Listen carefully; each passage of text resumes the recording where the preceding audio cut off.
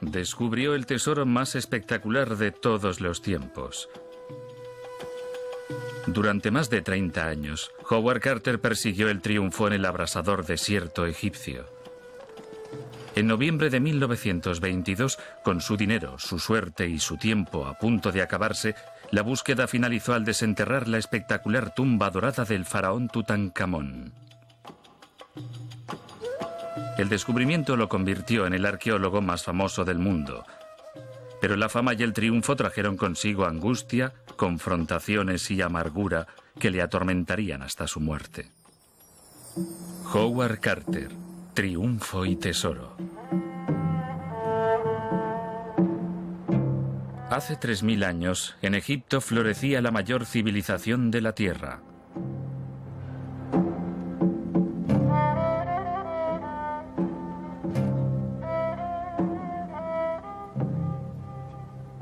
En el centro del universo egipcio estaban los faraones. Desde sus opulentas cortes reales, los faraones reinaban como los líderes más ricos y poderosos de su época. Los egipcios veneraban a sus faraones como a dioses, y a su muerte los enterraban con ceremonias propias de un dios. En el año 1323 a.C., Tutankamón ocupaba el trono de Egipto. El joven rey murió a los 18 años por causas desconocidas. Tras su muerte, el nombre del faraón Tutankamón fue olvidado por el mundo, enterrado bajo el silencio del paso de los siglos. Cuando la tumba de Tutankamón fue descubierta en 1922, el acontecimiento cautivó al mundo. El camino que condujo a Howard Carter hasta Tutankamón empezó en Inglaterra, donde nació, hijo de Samuel y Martha Joyce Carter, el 9 de mayo de 1874. Creció en la pequeña localidad comercial de Swaffham, en el condado de Norfolk. Su padre era un célebre artista famoso en toda Gran Bretaña por sus pinturas sobre la vida en el campo y los animales. Carter era el menor de 11 hijos y creció en esta casa situada a las afueras de la ciudad. Amaba los espacios abiertos y pasaba muchas horas solitarias paseando por el campo y observando la vida salvaje local. El joven Howard era muy inteligente y heredó las excepcionales habilidades artísticas de su padre, pero faltó mucho a la escuela debido a problemas de salud. Tenía realmente complejo de inferioridad. La falta de una educación formal fue un gran problema para Carter y a lo largo de su vida determinó en gran parte su personalidad. Cuando era tan solo un niño, su padre le llevó a Didlington Hall, hogar de la rica familia Amherst. A través de los Amherst se abrió un mundo completamente nuevo para él. Como muchos aristócratas de la época, los Amherst estaban fascinados por el arte y la cultura del antiguo Egipto. En ese siglo, esta era su versión del viaje de aventuras. Los británicos venían a menudo con toda su familia. Alquilaban bonitos veleros llamados dahabiyas y navegaban Nilo arriba y abajo, haciendo visitas diarias a los templos y tumbas, igual que hoy en día está muy de moda ir a lugares muy apartados del mundo y volver a casa y contar a la gente tus grandes aventuras allí. Los Amherst despertaron en el joven Carter el interés por todo lo relacionado con Egipto y le ayudaron a conseguir su primera oportunidad de viajar allí. Los arqueólogos que trabajaban en Egipto necesitaban a artistas capaces de registrar sus hallazgos en las excavaciones. La habilidad de Carter para el dibujo, más una recomendación de sus acaudalados amigos, le convirtieron en un inmejorable candidato para este trabajo. Tras un periodo de 3 meses de aprendizaje en el Museo Británico, Carter se embarcó hacia Egipto. Tenía tan solo 17 años. El joven aventurero pisó por primera vez suelo egipcio en el puerto de Alejandría en el otoño de 1891.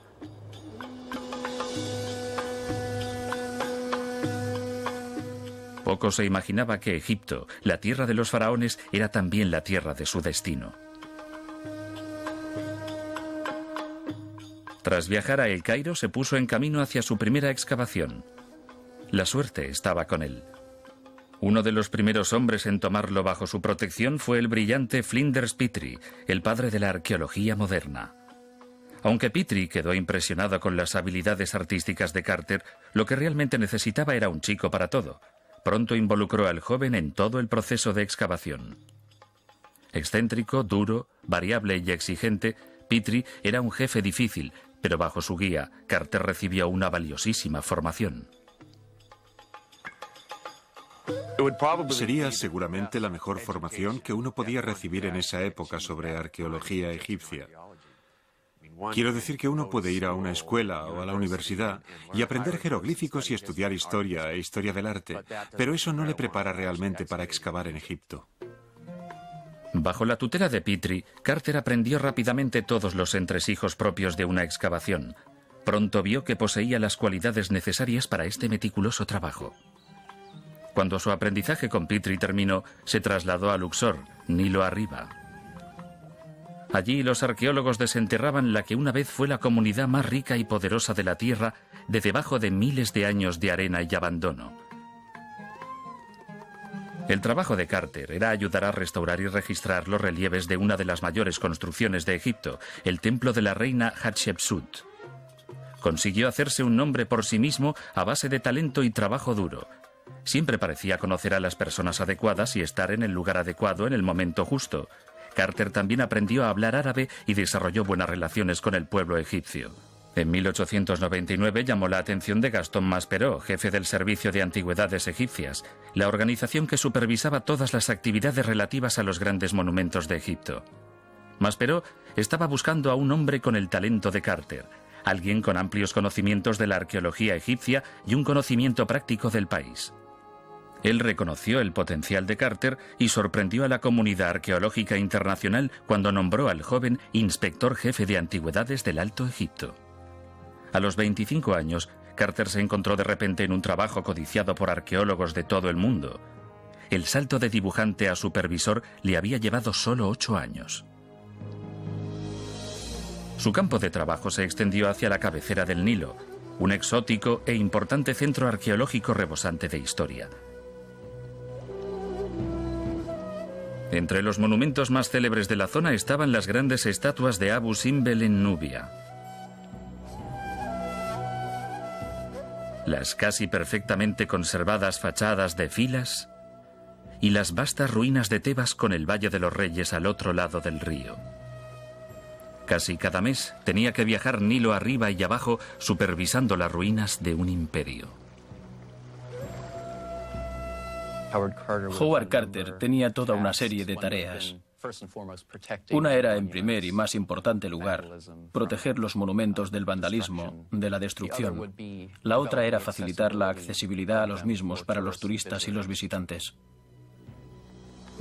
También se ocupó de que la ley se aplicase, y fue conocido por la audaz forma en que persiguió a los ladrones de tumbas y comerciantes de antigüedades corruptos. Incluso llegó hasta el punto de hacer moldes de las huellas de los zapatos de los ladrones de tumbas en un intento de identificarlos. Estableció su residencia en la orilla oeste del Nilo, cruzando el río desde Luxor. Carter era un solitario que parecía sentirse incómodo con la gente. Probablemente era bastante agradable, divertido y simpático. Pero creo que, bajo la superficie, había un hombre muy variable, que se enfadaba fácilmente, que se sentía un poco inferior, quizá debido a su educación. Era también muy tenaz y persistente. Tenía unos pocos amigos íntimos y nunca se casó, aunque se rumoreaba que tenía una amante francesa. Tiendo a creer que Howard Carter era un solterón empedernido, con costumbres profundamente arraigadas, y debido a sus peculiaridades y excentricidades, era probablemente mucho más feliz estando solo.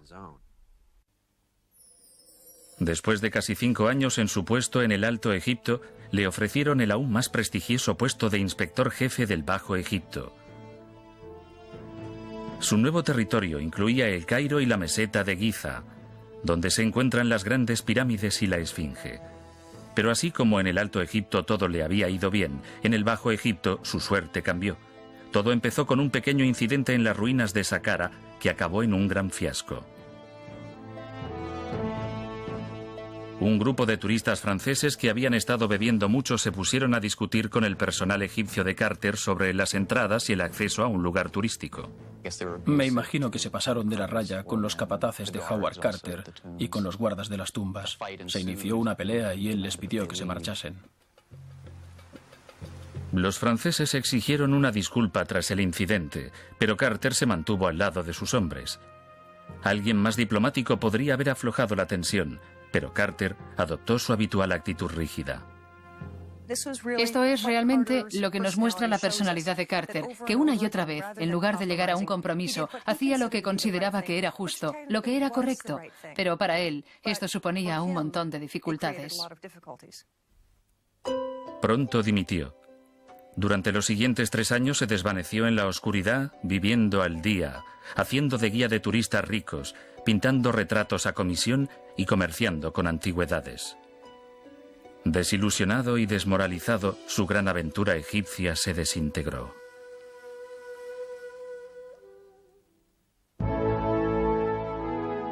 Después de más de 3 años viviendo en la desesperación, Carter conoció al aristócrata británico George Herbert, el 5º conde de Carnarvon. El acaudalado Carnarvon presidía un imperio empresarial desde su antigua morada en el castillo Highclere en Hampshire. Lord Carnarvon sentía debilidad por los caballos y los coches rápidos. En 1901 sufrió un serio accidente automovilístico que le dejó en mal estado de salud. Cada vez más vulnerable a los fríos y húmedos inviernos ingleses, empezó a pasar temporadas en el extranjero en climas más soleados. En 1903, Carnarvon se encontraba en El Cairo, aburrido. Empezó con la arqueología como hobby para aliviar el tedio. Su primera iniciativa en las excavaciones, en que empleó a decenas de hombres durante 6 meses, no fue un éxito. El único resultado fue un gato momificado en un ataúd de madera. Consciente de sus limitaciones, decidió recurrir a un profesional, alguien con la experiencia suficiente para supervisar una excavación seria. El hombre perfecto para este trabajo era Howard Carter. Howard Carter y Lord Carnarvon se complementaban realmente bien el uno al otro. Lord Carnarvon aportó un enorme entusiasmo al proceso de excavación. Howard Carter, por su parte, aportó su gran capacidad de atención por los detalles, lo que es fundamental para el proceso arqueológico y de recopilación de restos antiguos. Durante las siguientes temporadas hicieron algunos importantes hallazgos, pero su sueño común era poder excavar en el Valle de los Reyes, la legendaria zona de sepultura de los faraones. No se había hallado tumba alguna de faraón egipcio intacta. Todas ellas habían sido saqueadas por ladrones. Los antiguos egipcios creían que podían llevarse consigo al otro mundo sus posesiones terrenales. Así que llenaban sus tumbas con sus pertenencias más preciadas. El permiso para excavar en el valle lo tenía el millonario americano Theodore Davis, que se había atrincherado allí con sus derechos exclusivos. Carter y Carnarvon tendrían que excavar en otra parte hasta que Davis finalizase su trabajo. Su frustración por tener que esperar a Davis se agravó con el estallido de la Primera Guerra Mundial. Ambos hombres fueron absorbidos por la intervención británica en la guerra. Carnarvon regresó a Inglaterra y Carter entró a formar parte del Departamento de Inteligencia de la Oficina Militar en El Cairo. El papel de Carter en la guerra sigue siendo un misterio. No estaba alistado en el ejército y no era exactamente un espía, pero con su conocimiento de la cultura egipcia y de la lengua árabe, fue con toda probabilidad alguien muy valioso para Gran Bretaña. Una vez cumplidos sus deberes, Carter y Carnarvon continuaron con la persecución de su sueño de excavar en el Valle de los Reyes. Theodore Davis había abandonado por fin su trabajo allí, declarando que había agotado todas las posibilidades de descubrir la tumba de un faraón. Pero Carter estaba seguro de que había un faraón con el que no se había contado. Tutankamón era considerado una posibilidad, porque su tumba no se había encontrado. y su cuerpo tampoco se había hallado en ninguno de los escondrijos y momias descubiertos hasta el momento. Así que existían grandes posibilidades de que su tumba estuviese en el valle y que contuviese su momia dentro.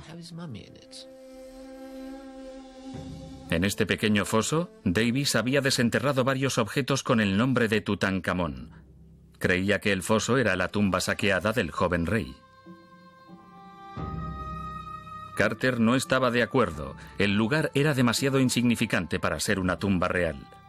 El hecho de que se hubiesen hallado objetos con el nombre de Tutankamón llevó a Carter a iniciar la búsqueda del faraón perdido y de su tumba real. Tutankamón se convirtió en el faraón de Egipto hace 3.300 años, cuando tenía unos 9 años de edad. Se sabe poco sobre su reinado, excepto que no fue largo ni fácil. Muchos investigadores creen que estaba emparentado con el faraón Ajenatón, el gobernante más controvertido de la historia de Egipto. Ajenatón se había propuesto cambiar la religión del país, pasando de la adoración de muchos dioses al culto a uno solo.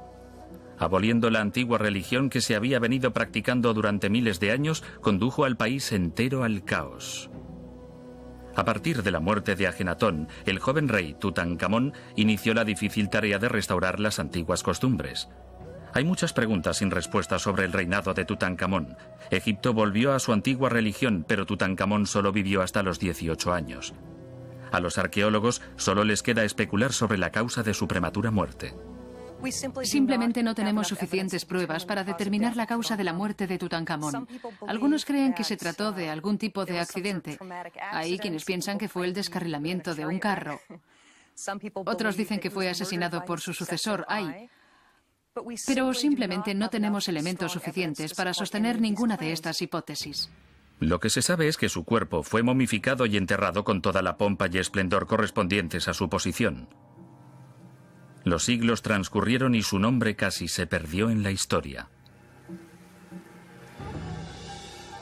En 1917, Howard Carter y Lord Carnarvon iniciaron por fin una excavación seria en el Valle de los Reyes, empleando a más de 100 trabajadores al mismo tiempo. Su objetivo más importante, encontrar una tumba real, quizás incluso la de Tutankamón.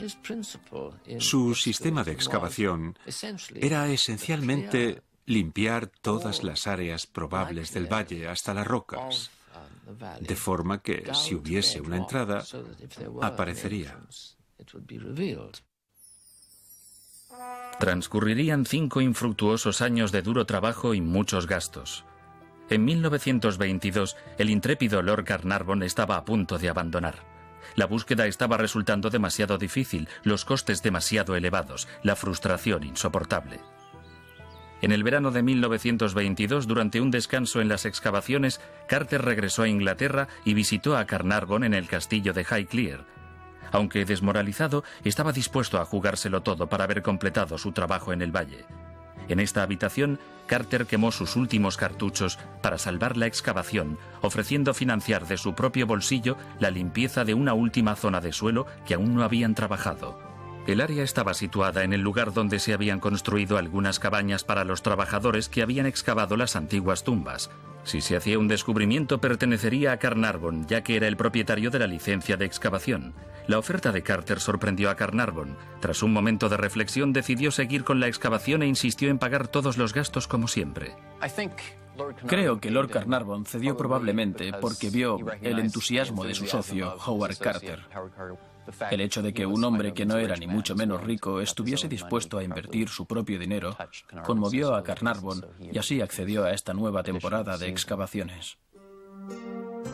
Carter reanudó su búsqueda en noviembre de 1922. Era posiblemente su última oportunidad, pues se estaban agotando sus opciones, su dinero y su tiempo.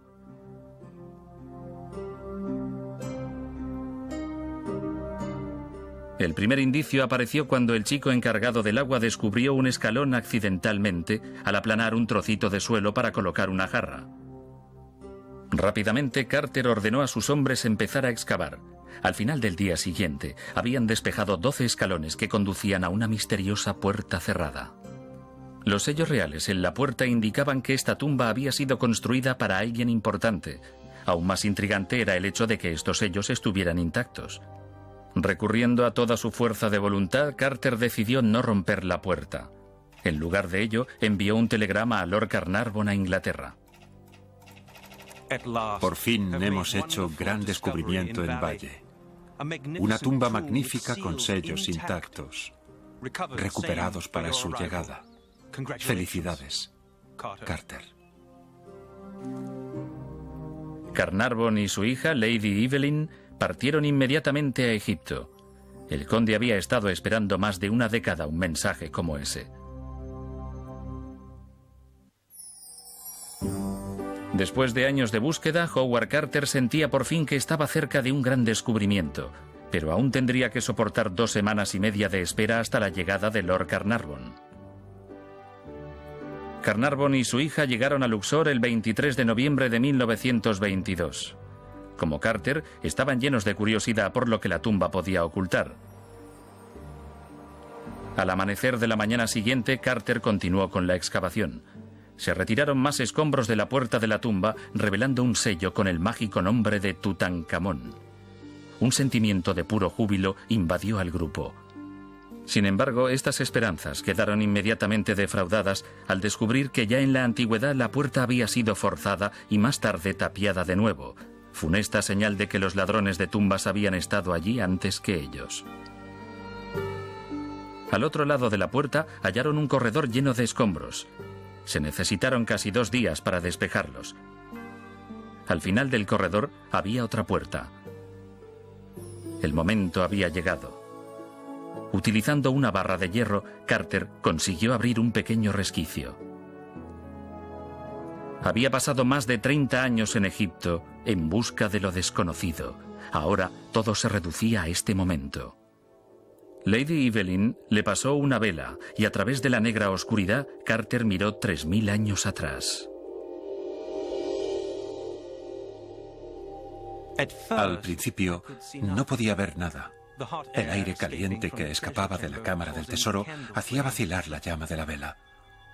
Pero luego mis ojos se fueron acostumbrando a la luz. Detalles del interior de la sala fueron emergiendo lentamente de la neblina. Extraños animales, estatuas y oro. Por todas partes el brillo del oro. Howard Carter.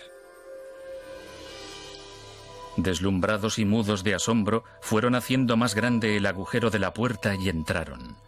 En el interior de la tumba flotaba un tenue perfume. Era como si la sepultura hubiese tenido lugar el día anterior. Allí se hallaba el tesoro más grande de todos los tiempos. Carter y Carnarvon habían conseguido por fin lo imposible. El día de los días, el más maravilloso que he vivido y que seguramente viviré jamás. Howard Carter. En estado de euforia, se retiraron a casa de Carter para pasar la noche. Era imposible dormir. Sus mentes estaban llenas de imágenes y preguntas sobre el tesoro. Las respuestas a estas preguntas tendrían que esperar hasta la apertura oficial de la tumba 3 días más tarde, en presencia de las autoridades egipcias. Era la visión más increíble que cualquiera desearía ver jamás, el contenido de esa tumba. Y debió ser tremenda la tentación de entrar y contemplar esa cantidad de objetos extraordinarios. Carter había sido paciente durante décadas. En estas condiciones, sin embargo, encontró imposible contenerse por más tiempo. Durante esa misma noche, o en algún momento durante los días siguientes, Carter, Lord Carnarvon, Lady Evelyn y Arthur Callender, uno de los principales colegas de Carter, regresaron secretamente a la tumba para verla otra vez. Desgraciadamente, estaba claro que la tumba había sido saqueada en la antigüedad. Carter comparó la escena con el decorado de una ópera sobre una civilización largo tiempo desaparecida.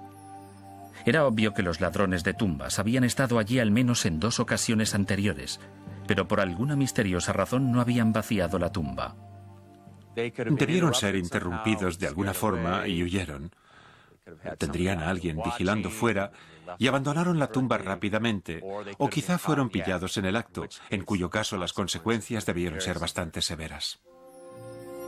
Carter vio una pequeña abertura bajo uno de los canapés en forma de animal, por donde los ladrones de tumbas se habían abierto camino. En otra pared, entre las figuras de dos guardianes, había una puerta que también había sido forzada y luego tapiada de nuevo por las antiguas autoridades egipcias. Incapaz de contenerse, Carter reabrió el agujero de los ladrones y él, Lord Carnarvon y Lady Evelyn se deslizaron al interior de la tumba. Lo que vieron seguidamente superaba sus fantasías más alucinantes. Llenando la cámara casi hasta el techo, había un enorme sepulcro dorado. Allí era donde descansaba el cuerpo del faraón. Habían encontrado el tesoro más importante. La apertura oficial de la tumba tuvo lugar el 29 de noviembre de 1922. Como un par de traviesos colegiales, Carter y Carnarvon temían que su expedición secreta a la tumba fuese detectada por las autoridades. Como muestra esta fotografía, habían cubierto el agujero de la entrada con una cesta y paja. Sus preocupaciones fueron inútiles. Con toda la excitación, nadie notó nada fuera de lugar y la ceremonia de la apertura fue un éxito espectacular. La noticia del descubrimiento de la tumba de Tutankamón dio la vuelta al mundo. Nunca había ocurrido algo así. La Tutmanía estaba a punto de estallar. Tienes un lugar como Egipto, que ya está rodeado de cierto misterio y que es un lugar exótico. Y luego tienes una tumba llena de objetos de oro. Y tienes todo el romance sobre el niño rey.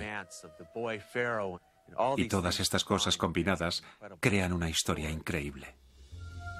Al descubrimiento se le dio una enorme publicidad mundial. Con todo esto, Howard Carter y Lord Carnarvon se convirtieron de la noche a la mañana en dos de los hombres más famosos del mundo.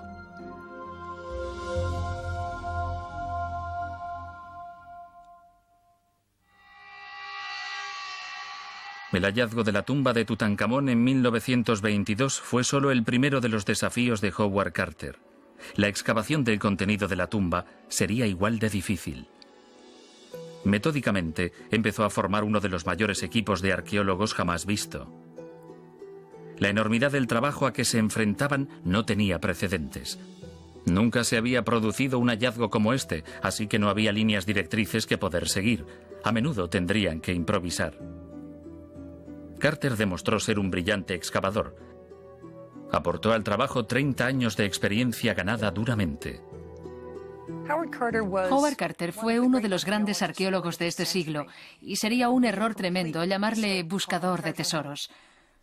Estaba muy dedicado a la arqueología egipcia. De hecho, creó nuevos sistemas de documentación, lo que es completamente opuesto a lo que se espera de un descuidado buscador de tesoros. Trabajando a menudo a temperaturas de más de 38 grados, los hombres iniciaron la laboriosa y tediosa tarea de registrar y extraer todo el contenido de la cámara mortuoria. Casi cada día desenterraban nuevas maravillas. Extraños y bellos objetos de arte y valiosísima información científica e histórica. La verdadera cultura del antiguo Egipto manaba de la tumba. Como si el trabajo de excavar la tumba no fuese suficiente, Carter también tenía que soportar la presión de todas las fuerzas externas que rodeaban al proyecto. Esto incluía a la prensa, al gobierno egipcio y a miles de turistas. Era una tarea muy dura. Aunque era un brillante arqueólogo, Carter no era un experto en relaciones públicas. Sufría frecuentes tropezones. Lord Carnarvon causó un problema cuando concedió a un periódico derechos exclusivos para cubrir todo lo relativo a la tumba. Concedió derechos exclusivos al Times, al London Times, para cubrir todos los acontecimientos relacionados con la tumba. Esto acabó por convertirse en un problema. Creó una enorme rivalidad con los otros periódicos occidentales. Toda la información sobre cada nuevo descubrimiento tenía que ser canalizada a través del Times a otros periódicos del mundo. Estos se resintieron de esta subordinación al periódico londinense y empezaron a protestar ante Carter. El gobierno egipcio también empezó a presionar a Carter y Carnarvon. Anteriormente se permitía a los excavadores de Egipto llevarse fuera del país parte de los objetos que hallaban. Pero el descubrimiento de la tumba de Tutankamón cambiaría eso. Carter se encontró en medio de una reñida batalla con las autoridades egipcias sobre el control del proyecto y del contenido de la tumba.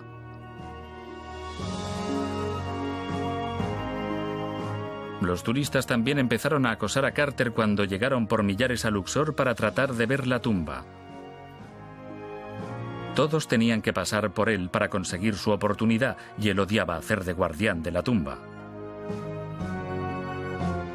Carter estaba acostumbrado a tener el control, ahora empezaba a sentirse abrumado.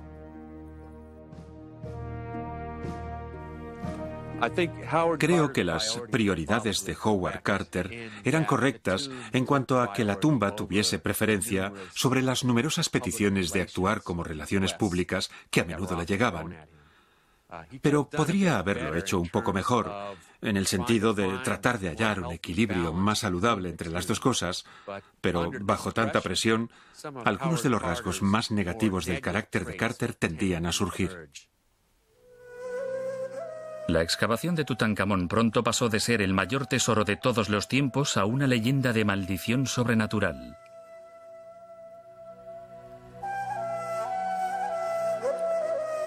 Según esta leyenda, a finales de febrero de 1923, Lord Carnarvon fue picado por un mosquito. Luego, en su hotel de Luxor, se cortó la picadura al afeitarse. Empezó a tener fiebre, pero pareció recuperarse. El 14 de marzo viajó a El Cairo. Después de cenar fuera, fue al cine y luego volvió a su hotel con una fiebre extremadamente alta. Su estado de salud se agravó. Desarrolló una infección en la sangre y neumonía y durante las primeras horas del día 5 de abril de 1923 murió. Lord Carnarvon tenía 57 años. Dicen que misteriosamente, en el momento de su muerte, todas las luces de El Cairo se apagaron y 3.200 kilómetros más allá, en el castillo de Highclere, su perro, según se dice, aulló y cayó muerto. Había nacido la maldición del faraón Tutankamón. Es verdad que hay maldiciones en el antiguo Egipto, y esto ocurre en una serie de tumbas. Normalmente están situadas en las puertas de entrada. Generalmente hay una lista de desgracias que le ocurrirán a la persona que destruya o entre en la tumba. Será devorada por un cocodrilo o su mujer o su familia serán asesinados. La historia llevó a la prensa al frenesí. Cualquier pequeño indicio que podían encontrar para avivar la leyenda era publicado. El canario de Carter fue supuestamente mordido por una cobra el día en que la tumba fue descubierta, y a lo largo de los siguientes años, al menos 8 muertes sospechosas acontecieron a personas que habían visitado la tumba de Tutankamón. Pero, mientras que otras tumbas contenían advertencias de maldiciones, no se halló ninguna en la tumba de Tutankamón. Todo el asunto de la maldición es un invento. No había ninguna inscripción en la tumba con una maldición. No se halló ninguna tabla que tuviese algún tipo de maldición. Parece que fue algo inventado por periodistas aburridos u otras personas buscando una buena historia. La muerte de Lord Carnarvon aceleró todo eso. Maldición o no, Carter estaba ahora solo. Había perdido a su mejor amigo y aliado.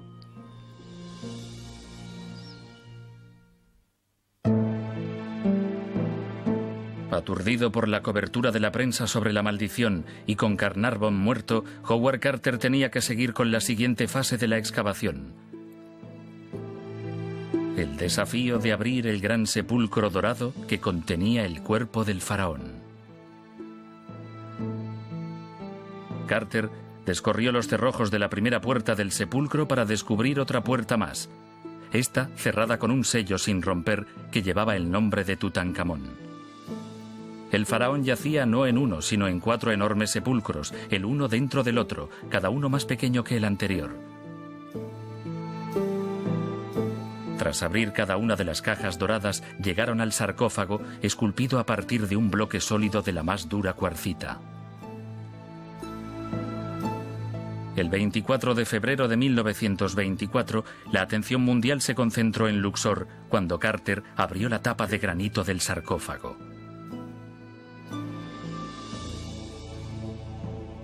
Levantamos una enorme losa de más de 1,5 toneladas. La imagen que apareció ante nuestros ojos nos dejó pasmados al principio. El contenido estaba totalmente cubierto por mortajas de lino oscuro. Enrollamos estas mortajas y gritos sofocados de asombro escaparon de nuestros labios. Enfrente teníamos una efigie de oro del joven rey niño, Howard Carter. Ni en sus fantasías más alucinantes hubieran imaginado algo así. La tumba revelaba una opulencia casi más allá de la comprensión humana. Cada nuevo descubrimiento avivaba el debate sobre a quién pertenecía el tesoro. Las autoridades egipcias estaban presionando ahora más y más para influir en cada detalle de la excavación. En el momento en que Carter levantó la tapa del sarcófago, la presión había llegado casi al límite. La obsesión de Carter por conservar el control sobre la excavación no estaba motivada por sueños de gran riqueza. Ante todo, era un científico que quería completar su trabajo sin interferencias. Se sentía amenazado por las constantes intrusiones y juegos de poder del gobierno egipcio. Lo que ocurrió a continuación casi le hizo estallar. Le denegaron una simple petición para permitir a las esposas de los miembros de su equipo visitar la tumba antes que la prensa y los dignatarios. Carter se quedó de piedra cuando el gobierno no le concedió este pequeño favor. Así que, con el ataúd suspendido en el aire, se marchó del trabajo. Hecho una furia, cerró las puertas que protegían la tumba y se fue a Luxor, donde escribió una protesta sobre las restricciones y descortesías que creía que la excavación estaba sufriendo en manos del gobierno egipcio. Fue la primera huelga de la arqueología y una metedura de pata catastrófica. Era una forma muy mala, y esto chocó incluso a los que más le apoyaban y a sus queridos colegas. No cooperaba de ninguna manera y realmente solo calentó la situación. Cerrando la tumba y desafiando al gobierno, había caído justo en sus manos. Ahora tenían motivos legales para cancelar su licencia para excavar. La excavación fue inmediatamente interrumpida. Totalmente frustrado, Carter decidió iniciar una gira de conferencias por Europa y América del Norte. No estaba preparado para el frenesí mundial que su descubrimiento había causado. Parecía que todo el mundo quería conocer al famoso arqueólogo, al hombre que había dado origen a la tunmanía. En Gran Bretaña conoció al rey Jorge V y sus conferencias rebosaban de público allá donde iba. Luego se dirigió a América, donde tuvo aún una mayor acogida. Creo que su recibimiento en América fue aún mayor que en Inglaterra. Viajó por todos los Estados Unidos dando conferencias sobre el descubrimiento de la tumba. Henry Ford personalmente le buscó para hablar sobre la excavación y fue invitado a la Casa Blanca, donde tuvo una audiencia privada con el presidente Coolidge. En Yale, recibió el título de doctor honoris causa en ciencias. Sin embargo, mientras recibía honores en América, otra crisis se preparaba para él en Egipto.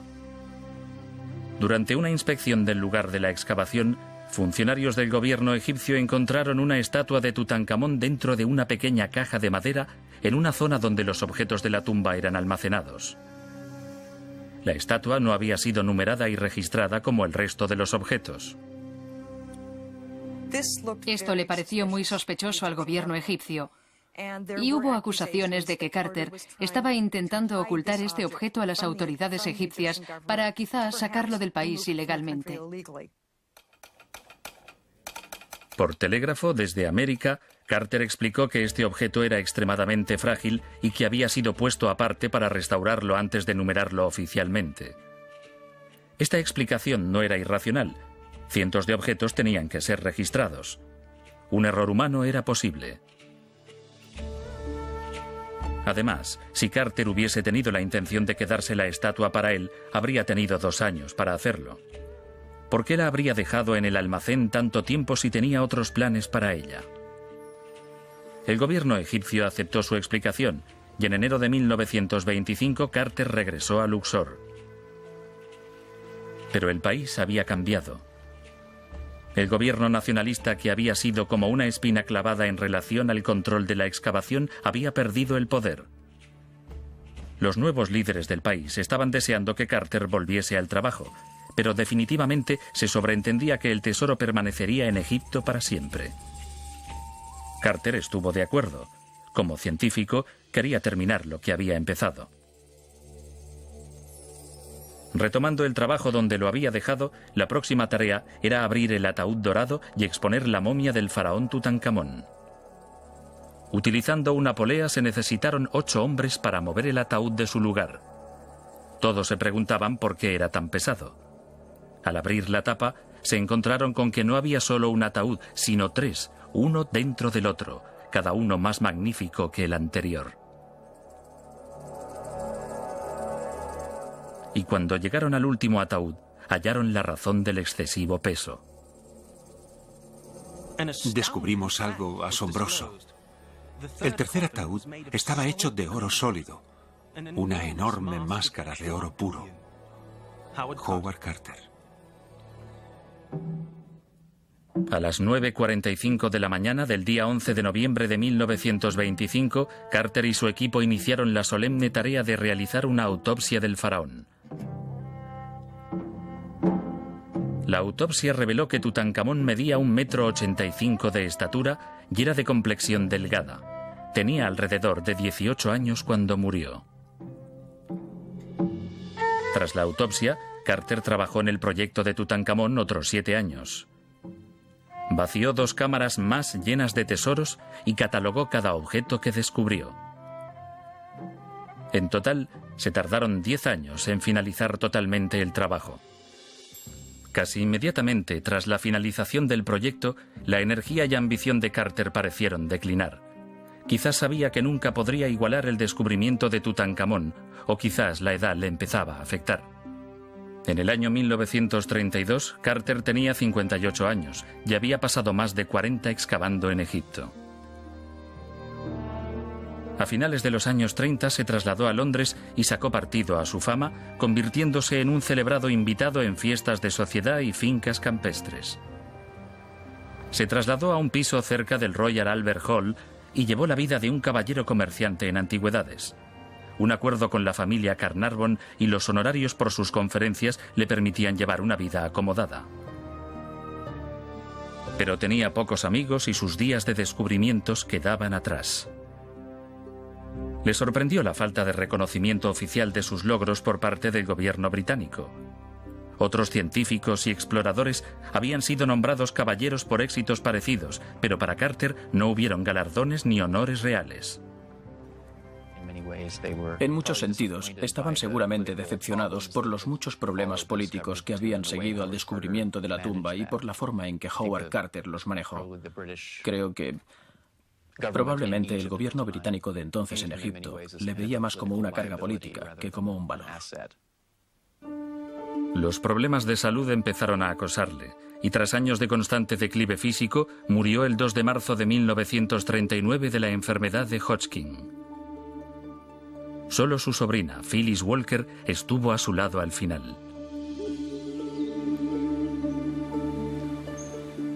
A su funeral acudieron pocas personas.